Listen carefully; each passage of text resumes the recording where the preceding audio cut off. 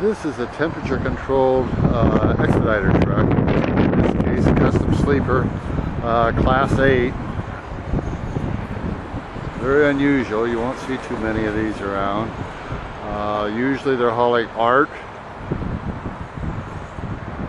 sometimes medical stuff, sometimes gold coins for the Olympics.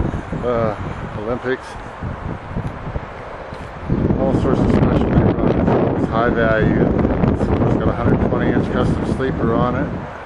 You see the temperature control unit up there. Usually they try to hold a temperature like 72 degrees or something like this. Got a lift gate on it. These are high dollar options, or high dollar machines I should say.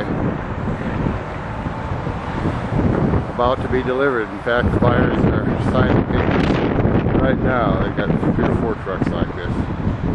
There you are.